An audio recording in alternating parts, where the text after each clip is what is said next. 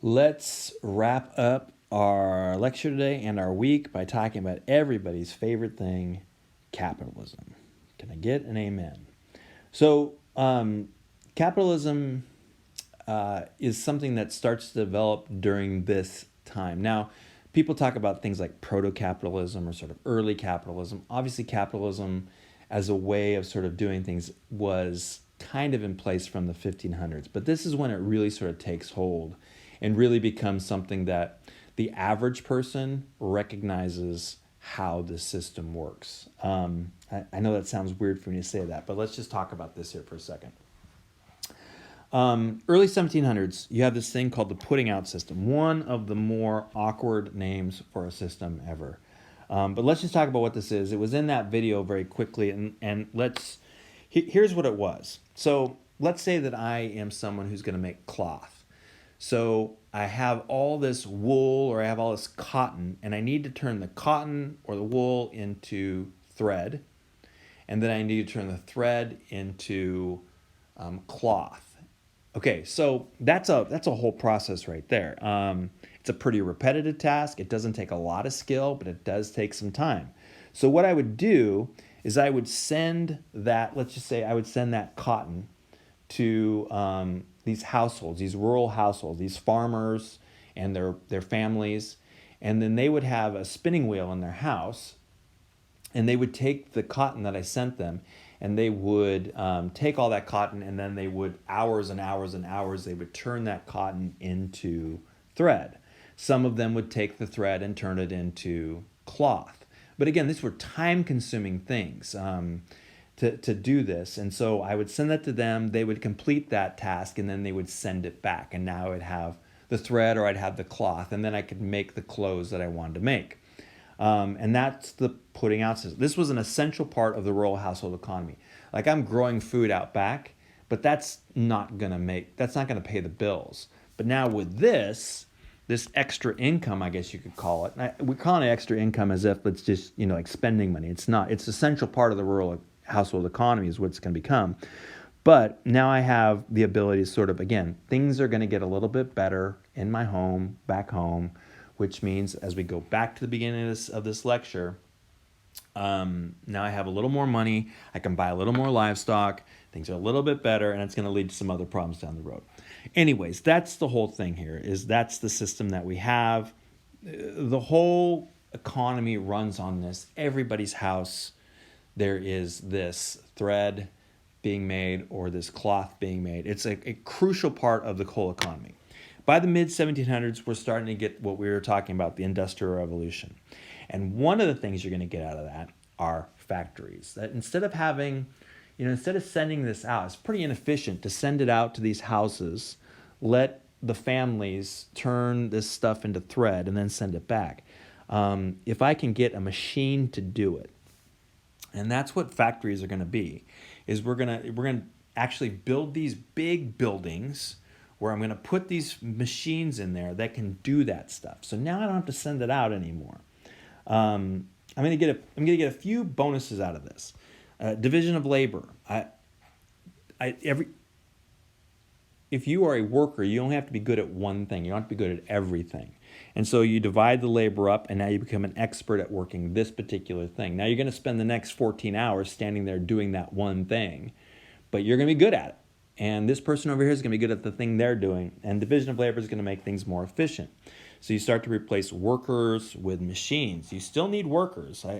Replace is probably not the right word, but maybe supplement workers with machines. The job of the worker now is to keep the machines running, not to do the work. And then another thing that's going to start happening at this time is you're going to start to simplify products by removing decoration. So old school things everything's handcrafted, right? And so it's art almost. The new way of doing things is you're mass producing. And the more you have decoration, the slower the process goes. So now I'm not making vases, I'm making a vase, right? That's the sort of thing here. So you're simplifying the products by removing the decoration. It's becoming, again, very affordable things now, but they're mass produced. Now, what this is going to mean, obviously, if you're not seeing this already, I don't have to send my cotton or my thread out to the rural households to get fixed, the putting out system collapses, and that means the rural economies collapse as well because they depended on this money from this. So as we were talking about before, you had all those other pressures of the tragedy of the commons and things like that, and then all of a sudden just all that money dries up. And you can understand why a bunch of people in the rural areas were ruined and they had to head to the city, which worked out great for the factory owners because they need people in these factories working. And the more people that show up to work in the factories, the less I have to pay each person. Because if there's a bunch of unemployed people, I'll just say, well, you want to work for 5 cents an hour? Will you work for 4 cents an hour? You're in. I don't know about 4 cents or whatever that is. But and so this works out. This is just perfect for the owners. And this is capitalism essentially 101. This obviously is going to pick up speed through the late 1700s and then into the 1800s. This is going to be the dominant thing going on, even honestly today. One more thing I want to talk about capitalism before we're done, and that is the global aspect of it. Now, I had that asterisk earlier, the asterisk that said the king did not want to have the state intervene in business. Well, that's true and that's not true. Capitalism, free market capitalism, the state stays out of it. That's never been the case. The state always gets heavily involved in these things. It's just that the state always gets involved on behalf of business, never against it. And so the state is going to use their power to protect trade and trade advantages. This is the colonialism that we talked about the other day that was going on. Britain starts to put colonies all over the place, trading posts. The British Empire is starting to develop really in the late 1600s, but in the 1700s it becomes really the British Empire, and it's all over the world. English colonies, like say not the United States, the American colonies, the colonies up here, the colonies in the Caribbean, etc., they're going to be restricted in their trade.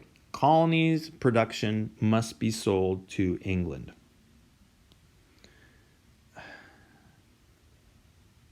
Apparently, I'm not supposed to go to Starbucks. Is that what that said? I don't know. Anyways, so colony production must be sold to England. So if I'm making something here, I can't sell it to France, I can't sell it to Spain, I have to sell it to England, which means that they get to set the price of what they buy. Plus, if I'm going to buy anything, I have to buy it from England. Because again, it's the colony. So if I'm going to buy my tea, I have to buy my tea from England. I can't buy it direct from places. So technically, here, let me just give you a quick example. Sugar is grown here in the Caribbean. People in here want sugar. The thing is, these guys, the Americans, aren't allowed to buy sugar directly. The sugar has to go to England and then come back over here. And that way the producers, the people over here, the rich people in England, they get the money.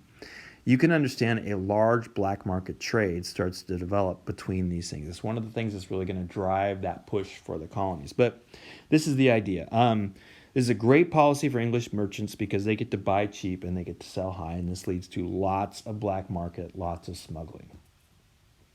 And another thing, as I was just pointing out, leads to huge sorts of resentment among the colonials. That is, by the mid to late 1700s, is going to lead to America saying, I gotta go.